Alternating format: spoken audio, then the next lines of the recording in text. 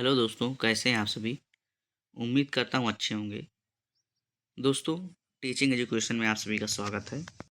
दोस्तों, आज हम बात करने जा रहे हैं जो कल प्रश्न बाकी रह गए थे, क्वेश्चन बाकी रह गए थे, उनमें आगे जो क्वेश्चन बचे हुए हैं, क्योंकि दोस्तों ये बहुत इंपॉर्टेंट क्वेश्चन है और ये दोस्तों बहुत सोच समझ के लिए गए हैं। क्योंकि दोस्तों अगर आप लोगों को विश्वास ना हो तो कल और परसों पेपर में देख लीजिएगा, इनसे संबंधित 2, 3, 4 प्रश्न ज़रूर फँसेंगे। मुश्किल से ये 18 प्रश्न हैं, 10 हो चुके हैं, 8 प्रश्न आज की क्लास में और होंगे। अब जैसे समाजीकरण है दोस्तों, समाजीकरण से एक क्वेश्चन 100% आएगा। जेंडर है, जेंडर से क्वेश्चन आना ही तय है। जीन पियाजे तो जानते हैं आप सभी, लेव वायगोत्स्की हैं। तो इस तरह क्वेश्चन दोस्तों पहले से फिक्स हैं, तो आप लोग इनको थ्योरी देख लीजिएगा और मैंने कुछ क्वेश्चन ले भी रखे हैं। तो दोस्तों आज क्लास का पहला क्वेश्चन है कि प्राथमिक समाजीकरण की प्रक्रिया किस अवस्था से शुरू होती है। यहाँ पर दोस्तों अवस्था 2 बार आ गया, तो एक बार कट कर देते हैं हम। तो पहला ऑप्शन दोस्तों शैशवावस्था, दूसरा ऑप्शन है बाल्यावस्था, तीसरा ऑप्शन है किशोरावस्था और चौथा ऑप्शन दोस्तों प्रौढ़ावस्था। तो दोस्तों कल वाली क्लास में क्वेश्चन आया था द्वितीयक समाजीकरण की अवस्था कौन सी है, यानी संस्थाएं कौन सी हैं। जैसे संस्थाएं इसमें पूछी जाती हैं कि प्राथमिक समाजीकरण की संस्थाएं, द्वितीयक समाजीकरण की संस्थाएं। अब यहाँ पर पूछ लिया गया कि अवस्था कौन सी है प्राथमिक समाजीकरण की। तो दोस्तों प्राथमिक समाजीकरण की अवस्था वो होती है जब बच्चा जन्म लेता है तभी से शुरू हो जाती है, यानी गर्भ से ही शुरू हो जाता है मतलब जैसे ही बच्चा जन्म लिया तो समाजीकरण उसका शुरू हो जाता है, क्योंकि वो किसी न किसी के संपर्क में आ जाता है, मम्मी पापा और घर में। तो इसमें हमारा आंसर हो जाएगा पहला कि शैशवावस्था। दोस्तों वो बाई मिस्टेक मुझसे निकल गया वो वाला पॉइंट। वो दोस्तों एक्चुअली में जो विकास है, विकास से भी दोस्तों आप सभी को एक क्वेश्चन जरूर देखने को मिलेगा, जो इसके 14-15 सिद्धांत हैं, विकास के 15 सिद्धांत, कि एक बच्चे का विकास कहाँ से शुरू होता है, तो गर्भावस्था से ही बच्चे का विकास शुरू हो जाता है। दोस्तों अगर वीडियो क्लास पसंद आए तो ज़्यादा से ज़्यादा शेयर कर दीजिएगा और चैनल को सब्सक्राइब कर दीजिएगा। ये एक टॉपिक है दोस्तों, विकास के सिद्धांत, इसको भी देख लीजिएगा। जैसे शीर्षगामी है, अधोमुखी है और निरंतरता है, अनिरंतरता है। ये सब दोस्तों इसमें सिद्धांत में है, एक बार जरूर देख लीजिएगा, 100% कोई ना कोई क्वेश्चन आएगा। फिर दोस्तों 12 नंबर क्वेश्चन है। 12 नंबर क्वेश्चन है कि अपने स्वयं की चिंतन प्रक्रिया के बारे में सोचने की योग्यता क्या कहलाती है। अपने स्वयं की चिंतन प्रक्रिया के बारे में सोचने की योग्यता क्या कहलाती है, यानी खुद के बारे में सोचना। तो दोस्तों इसमें क्या हो जाएगा, पहला ऑप्शन है भ्रांति, दूसरा ऑप्शन है यहाँ पर दोस्तों संकल्पनात्मक मानचित्रण होगा, ना नहीं है, संकल्पनात्मक मानचित्रण। फिर तीसरा ऑप्शन दोस्तों समायोजन और चौथा ऑप्शन अधिसंज्ञान। दोस्तों हम सभी जानते हैं कि जो ये समायोजन शब्द है, समावेशन है, अनुकूलन है, ये दोस्तों जीन पियाजे के शब्द हैं। किसके? जीन पियाजे के। तो दोस्तों शब्द भी ध्यान रखिएगा, कभी कभी शब्द के आधार पे ही आप क्वेश्चन सही कर जाएंगे कि भाई समायोजन किसका शब्द है, लेव वायगोत्स्की क्वेश्चन पूछ रहा और समायोजन डाल दिया। तो आप सीधा ध्यान रखिए कि समायोजन तो जीन पियाजे का शब्द है, तो लेव वायगोत्स्की के उसमें सही हो ही नहीं सकता। समावेशन जीन पियाजे का शब्द है, तो उनके उसमें सही नहीं हो सकता। अनुकूलन है, स्कीमा है, आत्मसातीकरण है, ये सब दोस्तों। और जैसे लेव वायगोत्स्की के शब्द हैं, भाषा है, सामाजिक सांस्कृतिक है, मनोवैज्ञानिक उपकरण है, सांस्कृतिक उपकरण है, तो ये सब लेव वायगोत्स्की के शब्द हैं। तो यहाँ पर बात हो रही है दोस्तों अपने स्वयं की चिंतन प्रक्रिया के बारे में सोचने की योग्यता। तो दोस्तों ये हो जाएगा हमारा अधिसंज्ञान। अधिसंज्ञान मतलब मेटाकॉग्निशन इसकी इंग्लिश होती है दोस्तों, खुद के बारे में सोचना। और संज्ञान जैसे अधि हटा दिया, कॉग्निशन, तो ये दूसरों के बारे में सोचना। इसी से संबंधित एक और होता है दोस्तों कि दूसरे के बारे में हम जान पाएँ, तो उसे क्या कहते हैं, इंटरपर्सनल। और खुद के बारे में हम जान पाएँ तो इंट्रापर्सनल। इंग्लिश में इसको ध्यान रखिएगा दोस्तों, हिंदी में ये चेंज हो जाता है, समझ नहीं आता। क्वेश्चन मिलेगा तो बता देंगे दोस्तों। फिर दोस्तों नेक्स्ट स्लाइड पर चलते हैं, अगला क्वेश्चन देखते हैं। 13 नंबर क्वेश्चन है दोस्तों, कौन सी बुद्धि प्रकार हार्वर्ड गार्डनर के बहुबुद्धि सिद्धांत में नहीं सुझाई गई है। यानी जो दोस्तों हार्वर्ड गार्डनर हैं, इन्होंने दोस्तों 9 प्रकार की बुद्धि बताई है, तो इनके उस 9 प्रकार की बुद्धि में कौन सी ऐसी बुद्धि है जो नहीं है। दोस्तों हार्वर्ड गार्डनर से भी एक क्वेश्चन आएगा 100% दोस्तों, ये चीज़ ध्यान रखिए। मैंने वो सेम क्वेश्चन नहीं, लेकिन वो टॉपिक उठाए हैं कि इनसे क्वेश्चन आना ही है। तो इन टॉपिकों का अगर आपने थ्योरी जरूर कुछ ना कुछ नोट्स होंगे तो उनको जरूर रिवाइज कर लीजिएगा। तो दोस्तों जैसे पहला ऑप्शन है भाषात्मक बुद्धि, दूसरा ऑप्शन है शारीरिक गति संवेदी बुद्धि, तीसरा ऑप्शन है संगीतात्मक बुद्धि, चौथा ऑप्शन है स्फटिकीय बुद्धि। तो दोस्तों इन्होंने बताया है कि जैसे भाषात्मक बुद्धि होती है कवि में, नेताओं में, तो ये भाषात्मक बुद्धि हो गई। शारीरिक गति बुद्धि होती है खिलाड़ियों में, संगीतात्मक बुद्धि होती है कवियों में दोस्तों। या दोस्तों जो सॉन्ग हैं जैसे लता मंगेशकर जी हैं, तो इनमें सब में कौन सी बुद्धि पाई जाती है? संगीतात्मक बुद्धि। अब ये दोस्तों चौथा जो ऑप्शन है स्फटिकीय बुद्धि, ये इन्होंने नहीं दी, ये उनके प्रकार में, हार्वर्ड गार्डनर के प्रकार में नहीं आती। ये चीज़ दोस्तों ध्यान रखिएगा कि हार्वर्ड गार्डनर से एक क्वेश्चन आना तय है। अब अगला टॉपिक है दोस्तों, क्या एक टॉपिक समझिए इसे, समावेशी कक्षा या समावेशी शिक्षा। इससे भी क्वेश्चन आना तय है दोस्तों। मैंने वही वही टॉपिक ये क्वेश्चन लिए हैं जिनसे क्वेश्चन 100% आना है दोस्तों। आप लोगों को अगर अभी विश्वास ना हो तो कल वाले पेपर में, सुबह शाम वाले पेपर में देख लीजिएगा। और दोस्तों अगर आप लोगों को वीडियो पसंद आए या ये बातें सही हों तो चैनल को सब्सक्राइब कर दीजिएगा और ज़्यादा से ज़्यादा शेयर कर दीजिएगा। निम्न में से समावेशी कक्षा में किसका प्रयोग करना चाहिए?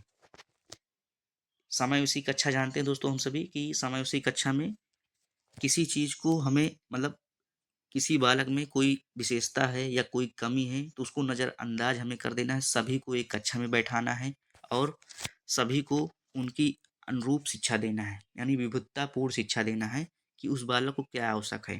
उसकी कमियों या विशेषताओं को हमें नहीं ध्यान में रखना कि उसकी कमी को देखें तो अलग कक्षा में बैठाएं, उसकी विशेषता को देखें तो एक अलग समूह बनाएं, ये सब नहीं करना। पहला ऑप्शन दोस्तों नैदानिक नामीकरण, दूसरा ऑप्शन है यथोचित समायोजन, तीसरा ऑप्शन है बच्चों का पृथकीकरण, फिर दोस्तों चौथा ऑप्शन है प्रतिस्पर्धी कक्षा लोकाचार। अब जैसे दू तीसरा चौथा ऑप्शन है दोस्तों बच्चों का पृथकीकरण, कि मतलब अलग अलग कर दिया जाए उन्हें, तेज बच्चे अलग, कमज़ोर बच्चे अलग। तो ये सब नहीं करना समावेशी शिक्षा में, ये सब बिल्कुल पूरी तरह से नेगेटिव है दोस्तों। चौथा है प्रतिस्पर्धी कक्षा लोकाचार, यानी दोस्तों कंपटीशन कराया जाए, तो ये भी दोस्तों नेगेटिव है, ये भी नहीं होगा, प्रतिस्पर्धा कभी भी नहीं होगी। अब पहला ऑप्शन है नैदानिक नामीकरण। नामीकरण नहीं करना भैया कि कोई तेज है तो भाई हाँ फर्स्ट आ गए, इनके आगे कोई लेबल लगा दिया जाए कि ये फर्स्ट हैं, इनका दिमाग बहुत तेज है। इन सब शब्दों का हमें उपयोग नहीं करना समावेशी शिक्षा में। तो यहाँ पर हमारा दूसरा ऑप्शन सही हो जाएगा दोस्तों, यथोचित समायोजन। उम्मीद करता हूँ दोस्तों आप सभी समझ पा रहे होंगे। दोस्तों वीडियो को ज़्यादा से ज़्यादा शेयर कर दीजिएगा और चैनल को सब्सक्राइब कर दीजिएगा। नेक्स्ट स्लाइड चलते हैं, अगला क्वेश्चन देखते हैं दोस्तों। अगला क्वेश्चन दोस्तों, इनमें से कौन सी विधि अर्थपूर्ण अधिगम के लिए सबसे प्रभावशाली है? इनमें से कौन सी विधि अर्थपूर्ण अधिगम के लिए सबसे प्रभावशाली है? पहला ऑप्शन दोस्तों हमारे पास है कि रट कर याद करना, निष्क्रिय श्रवण, तीसरा ऑप्शन है संयोजन के माध्यम से समझना, चौथा ऑप्शन है ड्रिल और बार बार अभ्यास। दोस्तों हमें इसमें सीधा समझ में आ रहा है कि रट कर याद करना नहीं, निष्क्रिय श्रवण नहीं, यहाँ पर सक्रिय श्रवण होता तो हो जाता, श्रवण का मतलब सुनने संबंधित है दोस्तों। और ड्रिल और बार बार अभ्यास ये भी नहीं दोस्तों, ये ऊपर के दो ऑप्शन भी नहीं होंगे। हमारा तीसरा ऑप्शन हो जाएगा दोस्तों कि संयोजन के माध्यम से समझना। ये अगर समझना ना होता, समझना एक पॉजिटिव वर्ड है दोस्तों, हम सभी जानते हैं, तो इसमें तीसरा ऑप्शन हमारा सही हो जाएगा। उम्मीद करता हूँ दोस्तों आप सभी समझ पा रहे होंगे। और मैंने जो बातें बताई कि दोस्तों मैंने टॉपिक बताया जैसे जीन पियाजे हैं, लेव वायगोस्की जी हैं, समावेशी शिक्षा है, जेंडर है, समाजीकरण है, इनसे सबसे क्वेश्चन 100% आना है। तो ये थ्योरी जो है आपके पास उसको ज़रूर एक बार देख लीजिएगा दोस्तों, ज़रूर देख लीजिएगा। जीन पियाजे के अनुसार अगला क्वेश्चन दोस्तों, जीन पियाजे के अनुसार बच्चे किस अवस्था में वस्तुओं को कहे कहे होगा दोस्तों, यहाँ कहे गए क्रम में लगाने की योग्यता पा लेते हैं। तो दोस्तों जीन पियाजे ने 4 अवस्थाएं बताई हैं, यहाँ चारों अवस्थाएं बताई गई हैं दोस्तों, तो इसी में हम समझ लेंगे। इन्होंने बहुत सारे शब्द भी दिए हैं, मैंने अभी पीछे बताया। अनुकूलन है, समायोजन है, समावेशन है, आत्मसातीकरण है, स्कीमा है दोस्तों। पहली अवस्था है इंद्रिय जनित संवेदी गामक अवस्था, जन्म से 2 वर्ष इसकी उम्र बताई गई है। फिर दूसरी अवस्था है दोस्तों पूर्व संक्रियात्मक अवस्था, 2 से 7 वर्ष। तीसरी अवस्था है दोस्तों मूर्त संक्रियात्मक अवस्था, 7 से 11 वर्ष। चौथी अवस्था दोस्तों अमूर्त औपचारिक अवस्था, 11 से 15 वर्ष या इससे ऊपर। तो दोस्तों जैसे इंद्रिय जनित संवेदी गामक अवस्था में बच्चा ज्ञानेंद्रियों के माध्यम से सीखता है, चीज़ों को समझता है। इन्होंने जीन पियाजे ने बच्चों को नन्हा मुन्ना वैज्ञानिक कहा है, ये वैज्ञानिक होते हैं। दूसरी अवस्था दोस्तों पूर्व संक्रियात्मक अवस्था, इसमें दोस्तों बच्चा निर्जीव वस्तुओं को सजीव समझता है। दोस्तों इससे भी क्वेश्चन आ सकता है। बच्चे में विकेंद्रीकरण नहीं कर पाता, यानी चीज़ों को दोनों दिशाओं से नहीं सोच पाता। जैसे वो जूस वाला क्वेश्चन आप सभी को याद होगा, जूस वाला जो इनका क्वेश्चन है फेमस है कि आकृत बदलने पर वो नहीं समझ पाता है। इसमें दोस्तों ये हमारा तीसरी अवस्था जो इनकी है दोस्तों मूल संक्रियात्मक अवस्था। दोस्तों इसमें बच्चा तार्किक चिंतन करने लगता है। तार्किक मतलब और ठोस मतलब जैसे जो चीज़ें मूर्त का मतलब सामने जो चीज़ें उसे देखें उसके बारे में चिंतन करने लगता है। इसमें आगमनात्मक चिंतन करने लगता है बालक, यानी उदाहरण से नियम की ओर। अभिसारी चिंतन इसी में होता है दोस्तों मूर्त संक्रियात्मक अवस्था में।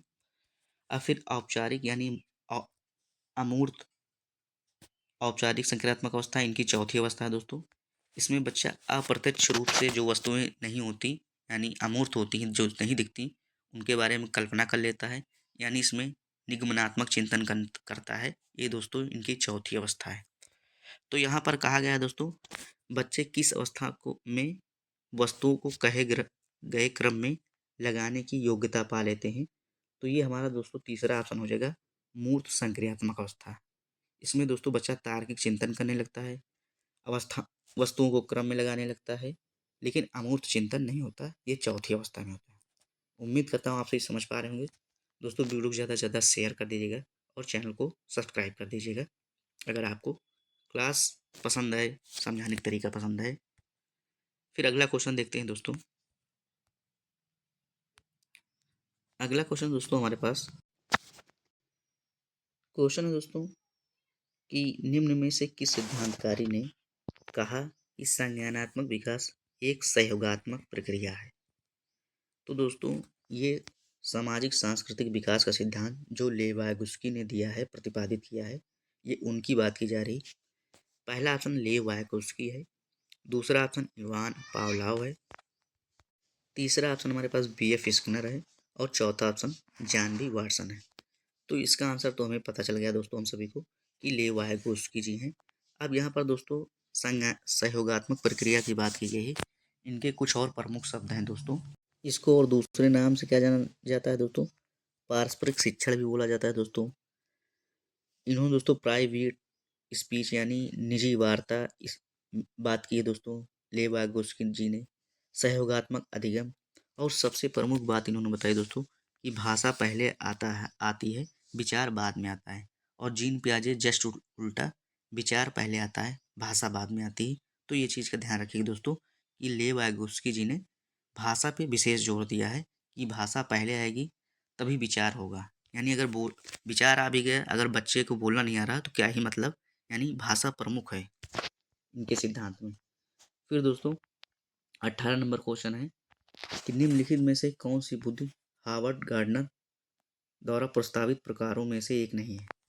अब दोस्तों यहाँ पर बताया गया वही क्वेश्चन है दोस्तों, लेकिन इनकी वही 9 प्रकार की बुद्धि पूछी जा रही है। इसमें पूछा जा रहा है कि कौन सी बुद्धि है जो उन्होंने नहीं बताई। सीधा क्वेश्चन ये पूछ रहा है दोस्तों। पहला ऑप्शन है संगीतमय, दूसरा ऑप्शन है भाषाई, तीसरा ऑप्शन है शारीरिक गति संवेदी और चौथा ऑप्शन है व्यवहार कीजिए दोस्तों की है। उनमें एक संगीतमय बुद्धि है पाई जाती है। भाषाई बुद्धि जैसे नेता लोग हैं, नेताओं में भाषाई बुद्धि पाई जाती है। तीसरा ऑप्शन दोस्तों शारीरिक गति संबंधी खिलाड़ियों में, लेकिन उन्होंने जो दोस्तों व्यवहारिक है ऐसी कोई बुद्धि नहीं बताई है। तो हमारा चौथा ऑप्शन सही हो जाएगा। दोस्तों उम्मीद करता हूँ आज की क्लास पसंद आई होगी। दोस्तों वीडियो ज़्यादा से ज़्यादा शेयर कर दीजिएगा और चैनल को सब्सक्राइब कर दीजिएगा। आप सभी अपना ख्याल रखिएगा, अच्छे से पेपर दीजिएगा दोस्तों। ना समझ में आया तो दोस्तों 2-3 बार पढ़ लीजिएगा और सामने घड़ी लगी होती है, देखते रहिएगा समय कि आप उसमें उसी हिसाब से पेपर करिएगा। मैंने इस पे एक वीडियो भी बनाई है बाकायदा कि अगर आप लोग उस वीडियो को देख लेंगे तो कुछ ना कुछ ज़रूर आपको बेनिफिट मिलेगा। फिर भी मैं दोस्तों बता दे रहा हूँ एक बार, आप उस सब्जेक्ट को पहले करिएगा जो सबसे ज़्यादा आता हो और उसे सबसे बाद में करिएगा जो सबसे कम आता है। और एक विषय के क्वेश्चन करने के बाद उसे मार्कशीट में फिल कर लीजिएगा, क्योंकि दोस्तों वहाँ टाइम का विशेष ध्यान दीजिएगा, वरना टाइम की वजह से आपका कुछ ना कुछ नुकसान हो सकता है। तो आप सभी अपना ख्याल रखिएगा दोस्तों, अच्छे से पेपर दीजिएगा। Thank you, best of luck.